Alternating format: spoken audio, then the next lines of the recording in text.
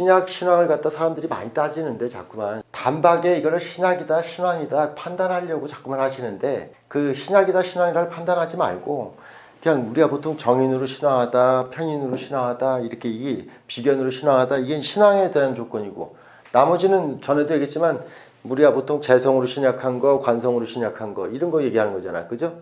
근데 양으로 다 두 가지를 다 알았으면 좋겠다라는 뜻이에요. 보통 정인으로 신앙을 이루면 내가 사회에 적합한 자가 되기 위해서 내가 실력을 갖다 늘 키우려고 힘을 길러내려고 하는 그런 기질로서 정인으로 신앙을 이룬 건데 헷갈리는 게 재관으로 신약한 팔자가 정인이 있으면 어떻게든 사회적인 향방 자체에서 내 실력을 길러내려고 하는 거죠. 근데 정인으로 아예 신앙한 게 있고 보통 이렇게 재관이 무력하면 이 사람은 어떤 거예요? 이걸 두 가지를 다 해석하면 되잖아. 이거는 굳이 이렇게 간절하게 내 능력을 갖다 키우려고 하는 사람은 아니야. 그럼 이런 사람들은 어떻게든 사회 적합한 자가 되려고 하는 게 아니라 그냥 사회에 적합한 환경에 이미 머물러 있다 보니까 그렇게 애쓰고 노력하지 않아도 돼. 이런 사람들은.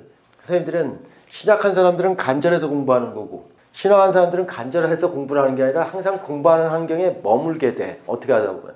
그래서 익숙한 거하고 간절한 거하고 다르지.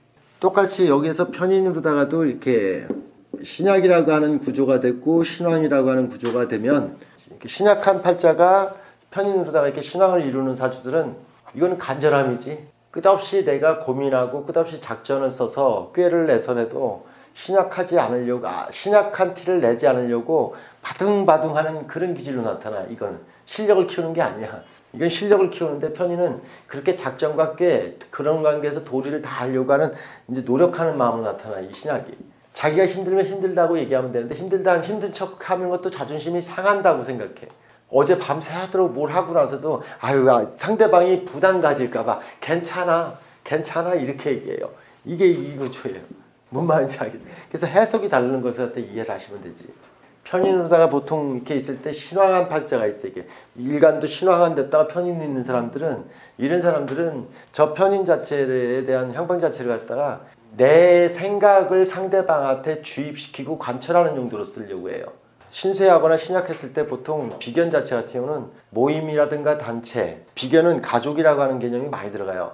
가족한테 의지해서 가족 사업을 갖다가 같이 하는 사람이라는 뜻이고 시의 병화가 있는 사람들은 이건 대개 월상에 있으면 가족 사업인데 시상에 있으면 대개 내가 일하는 것을 갖다가 내 동생이라든가 내가 잘 아는 절친 대개 이런 사람들하고 같이 공동적인 일을 갖다가 같이 한다. 도움을 얻어내다 이 뜻이에요.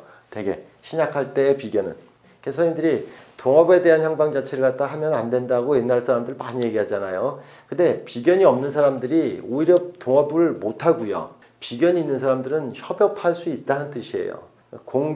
공동으로다가 요즘 합의돼서 공동으로다가 이렇게 같이 운영할 수 있다는 뜻이에요. 요즘 이렇게 사무실 하나를 갖다 얻어서 공동 경비 쓰고 같이 쓰는 거 뭐 이런 거 같은 경우가 비견이 가능한 거지.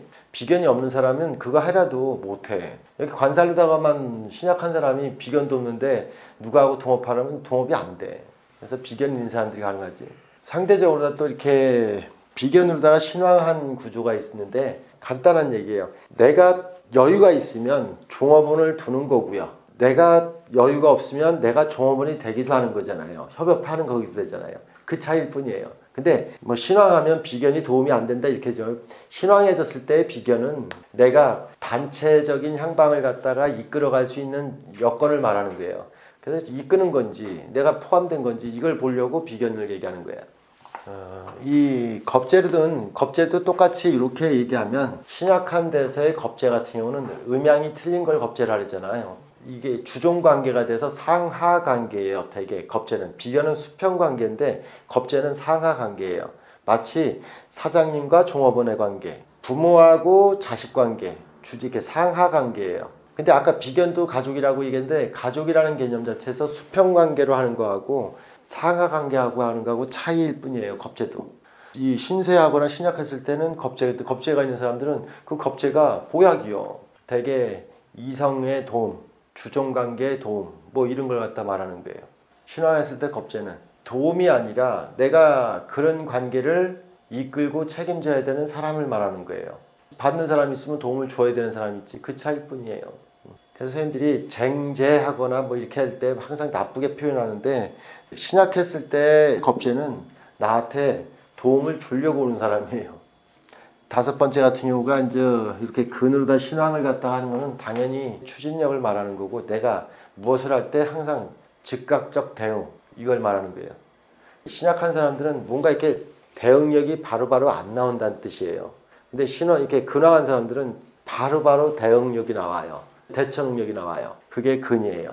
그래서 일간이 근이 하나 있을 때 내 몸 하나 지켜낼 수 있고, 내 몸 하나를 갖다가 뭐 건사하기도 하고, 바깥 외부에 대한 향방에 대응력을 가졌다는 뜻이에요. 대응력. 근이 있을 때 근으로다가 하나가 있으면 신왕 이렇게 얘기하는 거고, 근이 없으면 신약 이렇게 얘기하는 거죠.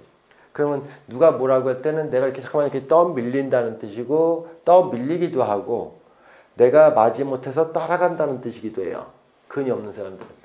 그래서 이게 일간에 대한 어떤 신앙적 조건은 요거밖에 없어. 두 가지 신약 신앙으로다가 두 가지 음양으로다 다 해석만 하면 되잖아요. 그래서 그걸 그렇게 해석하는 게 더 중요해. 근데 선생님들이 팔자를 갖다가 8글자를 놓고 이거 신약이에요, 신앙이에요, 이걸 판단하려고. 그거 판단해서 뭐 하려고. 그래서 차라리 이거 아는 게 더 중요하지. 각자의 육신에 대한 향방이 어떻게 쓰여지고 있다를 갖다가 이렇게 각각 해석하는 게 더 중요하다, 이 뜻이에요. 신약한 팔자가 내가 일간이 신왕해지게 되면 내 능력이 갖추어져서, 신왕이라고 하니까 관을 갖다가 내가 가지다 보니까 칼자루를 쥐려고 하는 거니까 그게 이제 보통 희라고 얘기하는 거예요. 근데 팔자라는 게 관으로다 일단 신약한 사람은 운에서 이렇게 신왕을 해져 갖고서 칼자루를 갖다 쥔다 해서 그게 좋은 운이라고 얘기할 수는 없어요. 기본적으로. 대개 운에서 신왕해지면 오히려 실수할 공산이 상당히 높아.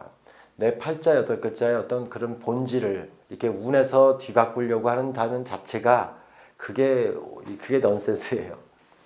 팔자는 균형을 갖춘 거하고 신왕한 거하고 신약한 거하고 세 가지가 돼 있으면, 각자 팔자에 그럼 신약하면 좋다, 나쁘다, 신약하면 좋다 이렇게 얘기하지 마시고, 각자의 팔자의 균형이 그 사람이 사는 본질이에요. 이틀이 정해진 건데 자꾸만 선생님들은 운이라는 걸 대입해서 1번 같은 경우는 재관운이 와갖고서 신앙한 사람이 재관운이면 운이 좋다 이렇게 얘기해요. 되게 그게 그렇게 통배라는 게 이렇게 맞춰지게 되는 게 운명인데, 재관운이 온다는 얘기는 신앙한 사람들이 자기 능력을 발휘할 수 있는 큰 환경을 만난 거예요. 기회가 온 거예요. 근데 이 사람인데, 선생님들 입장에서 우리가 봤을 때는 이게 운이 좋다 이렇게 얘기하는데, 이 사람 입장에서 때는 자기 일에 집중돼야 되죠. 근데 이렇게 재관운이 오게 되면 남의 일에 잠깐만 개입됐으니까 내가 희생 봉사했다고 얘기하겠죠. 그럼 이 사람 입장에서는 희라고 얘기할까요? 기예요. 번거로운 일이 상당히 많이 있는 그런 시절이에요. 두 번째 같은 경우가 이 중화라는 게 선생님들이 실제로는 이렇게 4.5대 5.5든지 이런 식으로 비틀려져 있지, 저렇게 딱 5대5가 된 게 없어. 근데 저는 2번 같은 경우가 이렇게 되어 있으면 긍정으로 해석하는 게 아니라 항상 변화가 많아. 이런 것들이 오히려. 이건 내 할 일에만 집중돼서 하니까 한적한 곳에서 편안하게 내 할 일에만 집중하면 되죠. 이건 변화의 중심에 가 있는 사람이에요. 조금 이렇게 혁신적인 삶을 갖다 살아야 되는 사람이라는 뜻이에요. 이런 모습은. 그래서 이런 모습 자체 같은 경우가 상당히 분주다사한 모습이라고 얘기하면 맞아, 이거는. 근데 이걸 갖다 6까지 3번으로 또 해석을 하면, 신약한 사람들은 대개 포함돼서 살으라는 뜻이거든. 더불어서 공생적으로 포함돼서 살으라는 뜻이에요. 그럼 포함돼서 살아야지 그게 맞는 거지, 운에서 신왕을 이루어졌다고 내가 독립적인 일을 갖다가 하는 것은 잠시예요.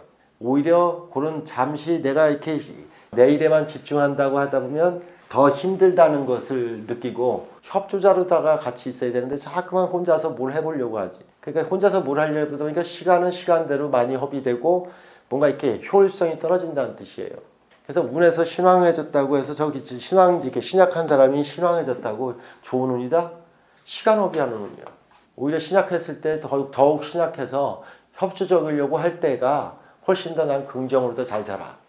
오히려 이렇게 해서 내가 모든 거에 즉각 대응해야 되는 사람으로서 이걸 이쪽으로 간다고 하면, 이 사람은 이걸 갖다가 흉내낼 수가 없어. 이미 이 사람은 이 사람은 이게 잘하는 사람이고. 그래서 세상의 어떤 구도는 신앙한 사람들이 자기 집을 지려고 했을 때 사람을 갖다 부리잖아요. 부려 쓰잖아요. 그래서 이걸 갖다 부러워하는 거라고. 그렇지만 신앙한 사람들이 집을 지려고 했으니까 신세한 사람을 갖다가 집 짓는 걸 갖다 사람을 갖다 불러 써야지 세상은 돌아가잖아. 그걸 갖다 또 판단 짓게 이 사람이 하는 거잖아. 이건 판단 짓게 하는 거잖아. 이 사람이 이 사람한테 가서 뭘 줘요? 신앙이라는 것은 아쉬울 게 없어. 불편할 게 없어. 신앙한 사람들 대부분. 이런저런 얘기를 갖다가 막 하다 보니까 이게 변화가 필요하네? 이걸 느끼죠. 그러다 보니까 이걸 집을 새로 잡을까? 옷 한 번 새로 사 입을까? 이런 생각이 드는 거예요. 신앙한 사람들은 뭔가 변화를 갖다가 빨리 일으켜내지는 않아요. 그래서 여기서 정보를 듣죠. 그래서 여기 같은 경우는 그런 거로다가 세월 속에서 가면 갈수록 그 정보로서 연륜이 쌓이는 걸 말하는 거고, 이거는 일찍이 공동적으로 다 협조적으로 살았기 때문에 스텝으로 살았기 때문에 많은 걸 갖다 보고 봤죠. 경험했죠. 근데 자기 걸 결국 일간이 약하다는 얘기는 결국 자기를 갖추지 못한 거잖아요. 이건 나를 갖추고 사회에 나가게 돼 있고, 이거는 상대 속에서 나를 갖춰야 되는 사람이죠. 결국은 음양으로 얘기하면. 보통 신앙한 사람들 같은 경우는 처음에는 시행착오를 겪었다가 나중에는 7.8기라 하죠. 이것저것 한 게 아니라 한 우물만 파갖고 성공을 하라는 뜻이에요. 신태화한 사람들이 되게 있잖아요. 예를 들어서 직업 한 3-4번 바꾸면 인생 못 일어나는 거 알죠? 3번을 갖다가 실패를 했는데도 오뚜기처럼 일어나는 법은 없어요. 인생은 2-3번 정도 벌써 무너지면 다시 일어서기가 굉장히 힘들어요. 그래서 비겁태왕하고 이렇게 신태화한 사람들은 한음을 파라는 얘기예요. 진짜 한음을 파갖고 꾸준히 그걸 갖다가 이렇게 해내야지만 성공할 공산이 높다는 뜻이야. 근데 신태화한 사람들이 늘 자신만만하다 보니까 이걸 하다 보니까 잘 안 돼. 그러니까 또 다른 거래. 이걸 하다 잘 안 돼. 또 다른 거래. 그러니까 이렇게 하다 보니까 인생에 대한 향방에 하향 곡선을 타죠, 보통. 그래서 한우물을 파면 성공이야. 오늘 말씀하신 대로 나 이렇게 취직을 하려고 하는데 뭐가 처음에 한 번에 되는 게 없어요. 이런 게 신앙 자체가 어떻게 한 번에 돼야. 우여와 곡절 속에 돼야지 잘 이렇게 있어요. 되게 신약한 사람들이나 심세한 사람들은 또 상대적으로다가 한음을 파지 말고 상황에 발빠르게 대응하고 살으라는 뜻이 신약한 사람들이에요. 근데 신약한 사람들이 한음을 파갖고서 또 한음을 갖다가 이렇게 장인 정신으로 하나를 갖다 30년씩 하려고 하고 그러면 이게 넌센스라고. 또 시대의 변화에 빨리 변화를 갖다 따라가라는 뜻이에요. 그래야 성공률이 높다는 뜻이에요. 그래서 선생님들이 이렇게 운을 자꾸 보려고 하는 거에 이전에 이 사주의 어떤 기본 틀적인 향방에서는 기본으로 깔고 가야 되는 큰 틀이 있다, 이 뜻이에요. 일간 자체가 식재간으로 신약하다는 얘기는 내 능력을 사회에 기증하고 내놓다라는 뜻이잖아. 근데 처음에 한두 번은 이기게끔 해주니까 내가 능력이나 있는 줄 아는데 시간이 지나가면 갈수록 나는 사회적인 향방에 기여되는 사람으로 존재하라는 뜻이잖아요. 그게 팔자의 어떤 코드잖아요. 그래서 재다신약, 관다신약 이런 사람들 같은 경우가 결국은 사회적인 향방에 헌화된다는 뜻이에요. 신앙한 사람들은 그럼 헌화되는 게 아니라 자기 욕심을 갖다가 꽉 자기 기준을 딱 잡고 살으라는 뜻이에요. 주변이 뭐가 흔들어도 흔들리지 말라는 뜻이에요. 그래서 보통 신앙한 사람들 같은 경우는 이렇게 내 거를 지키다라고 생각하는 것처럼 하지만 사회적인 향방 자체에 고립될 공산도 상당히 높아요. 고립된다는 건 무슨 말인지 아시잖아요. 이게. 네. 사람들하고 교류 안 하고 그냥 혼자만 독불장군으로 산다는 거 이런 걸 말하는 거예요. 중화된다는 얘기는 올라갔다가 내려갔다가 이렇게 파동이 큰 사람이라는 뜻이에요. 그래서 신앙자들 같은 경우가 인생 60년이라는 사이클로다 한 사이클로다 봤을 때는 30년 정도는 까먹고 30년 이후다가 벌기 시작하고, 신학자들 팔자 같은 경우는 30년 이렇게 인생 처음 30년 갔다가 조금 더 성장성이 커 후반부로 갔을 때 기복이 있어. 그런 뜻이야. 60을 갖다 큰 틀으로 다 봐봐. 30을 갖다 나눴을 때 거북이하고 토끼라고 하는 이솝우화에 나오는 것 자체가 딱 그 말이에요. 거북이는 신태왕자를 말하는 거예요. 마치 토끼는 신약자를 말하는 거예요. 빨리 뛰거든요. 한참 여유 잡아요. 이런 거하고만 비슷하다는 뜻이에요. 그 틀이 우선한다는 뜻이에요. 그걸 먼저 생각하고 운을 보는 거라는 뜻이에요. 운의 작용을 갖다가 이렇게 얘기하기 전에.